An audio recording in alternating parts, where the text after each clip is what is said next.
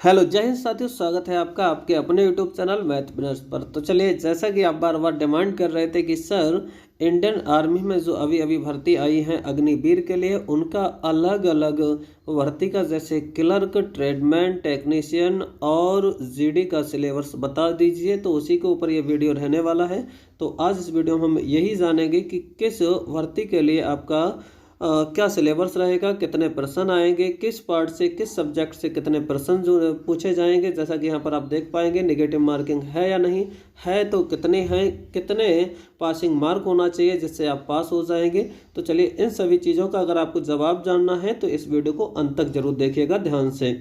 तो वीडियो प्रारंभ कर लेते हैं, लेकिन वीडियो प्रारंभ करने से पहले मैं आपको ये भी जानकारी दे दूं, अगर आप चैनल पर नए हैं तो चैनल जरूर सब्सक्राइब कर लीजिएगा, क्योंकि अब इस चैनल पर हम आपके लिए पर डे जो अग्निवीर के लिए आपकी क्लासेस होंगी प्रत्येक सब्जेक्ट की, वो अलग अलग इस चैनल पर आपको मिलती रहेंगे। तो वीडियो प्रारंभ करते हैं। सबसे पहले हम सिलेबस देखेंगे, जो एग्जाम पैटर्न देखेंगे वो देखेंगे इंडियन आर्मी में किसका, तो आप देखेंगे क्लर्क का। किसका? क्लर्क का। यहाँ पर बात कर लेते हैं कि क्लर्क में जो पासिंग मार्क रहेगा वो कितना रहेगा। तो यहाँ पर 80 रहेगा, यानी 32 नंबर इन ईच पार्ट। आपको 32 नंबर प्रत्येक पार्ट में लाना होगा, लेकिन इससे पहले ये तभी सही समझ में आएगा जब आप इसका पैटर्न देख लेंगे। ठीक है, तब आपको क्लियर हो जाएगा कि कितने पासिंग मार्क लाना है। लेकिन इससे पहले यहाँ पर देखें कि मार्किंग है वो कैसे है। 4 mark for each correct answer, यानी एक प्रश्न के लिए आपको कहीं ना कहीं 4 नंबर मिलेंगे। लेकिन यहाँ पर एक प्रावधान इस बार बढ़ा दिया गया है कि निगेटिव मार्किंग भी है। और निगेटिव मार्किंग कितनी है? 1 नंबर आपका कट जाएगा। कितने पर? 1। अगर प्रश्न गलत होता है तो 1 नंबर कट जाएगा। इसका मतलब ये हुआ कि आपकी 1/4 की निगेटिव मार्किंग है। यहाँ पर अगर 5 प्रश्न आप करते हैं जिसमें से आपने 4 गलत कर दिए, 1 सही कर दिए, तो यहाँ पर आपके लिए कोई भी नंबर नहीं मिलेगा। ऐसे आप क्लियर समझ सकते हैं। तो बढ़िए, आगे बढ़ते हैं। आगे क्या है? आगे इसका पैटर्न दिया है, एक बार देखते हैं। तो इसका जो पैटर्न है क्लर्क के लिए वो 2 पार्टों में डिवाइड है। पहला पार्ट क्या है?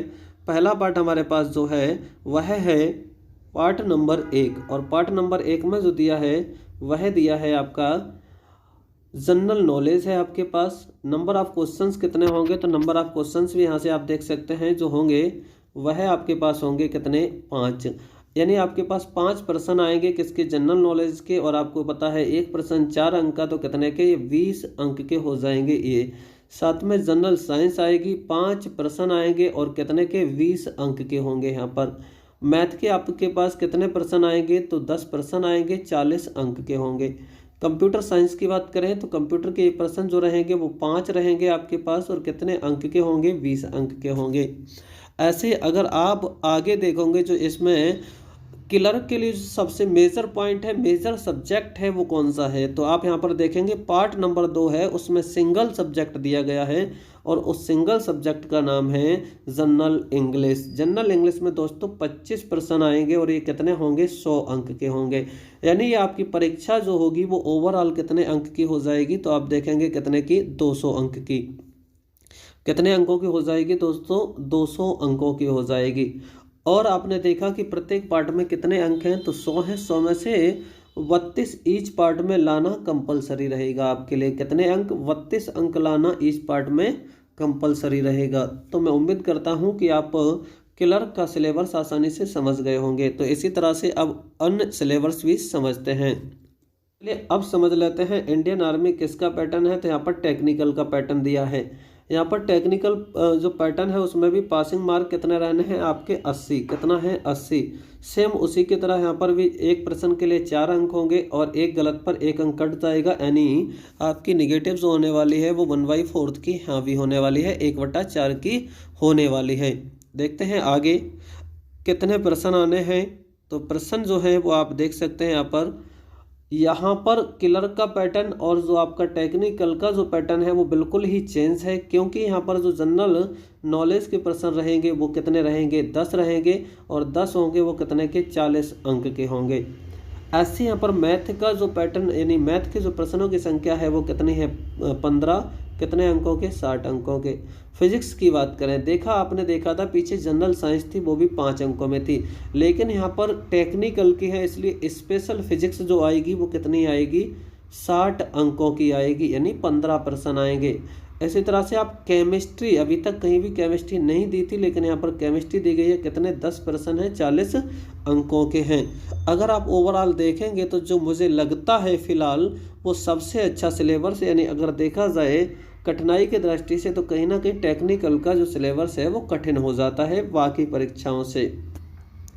आगे बढ़ते हैं, यहाँ पर देखेंगे तो आपने देखा ये कितने आपके पास प्रश्न जो हो गए 10 और 15 और ये जोड़ेंगे सभी तो कितना हो जाएगा, 50 हो जाएगा। और ओवरऑल नंबर कितने हो जाएंगे आपके 200। और जबकि आपको लाना कितने हैं, अगर पास होना है तो 80 नंबर आपको लाना कंपलसरी हैं। चलिए बढ़ते हैं नेक्स्ट पर। जो सिलेबस है जिसका आपको बेसब्री से इंतज़ार था वह है आपका जनरल ड्यूटी यानी जीडी। किसका है दोस्तों, जीडी का है। तो ध्यान से देख लीजिए कि जीडी का सिलेबस क्या रहने वाला है। तो जीडी के सिलेबस में बात करें तो यहाँ पर आपको जो अंक लाना है वो 35 अंक लाना है, कंपलसरी है 35 अंक। लेकिन यहाँ पर जो चेंजिंग देखेंगे वो ये देखेंगे कि यहाँ पर जो मार्किंग होगी वो एक प्रश्न 2 अंकों का होगा। कितने अंकों का होगा, अगर आप एक प्रश्न सही करते हैं तो आपको अंक मिलेंगे 2। लेकिन यहाँ पर जो नेगेटिव है वो कितनी है, 0.5 की है। कहीं ना कहीं यहाँ ध्यान से देखेंगे तो सेम नेगेटिव पे कोई फर्क नहीं पड़ा। यहाँ पर अगर ये 4 से 2 अंक का हो गया तो ये भी कितनी हो गई, आधी, अर्थात नेगेटिव सेम रही है।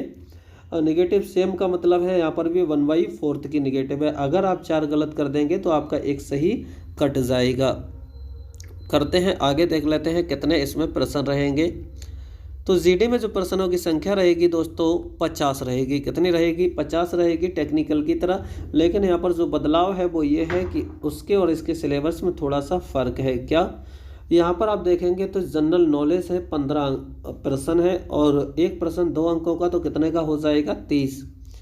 जनरल साइंस यहाँ पर क्या होगा, वहाँ पर ना तो यहाँ पर स्पेशल फिजिक्स है, ना ही स्पेशल केमिस्ट्री, ना ही स्पेशल बायोलॉजी, बस यहाँ पर क्या है, जनरल साइंस है। जनरल साइंस का मतलब है बहुत ज़्यादा हार्ड चीज़ें नहीं पूछी जाएंगी, बहुत ज़्यादा डीपली चीज़ें नहीं पूछी जाएंगी।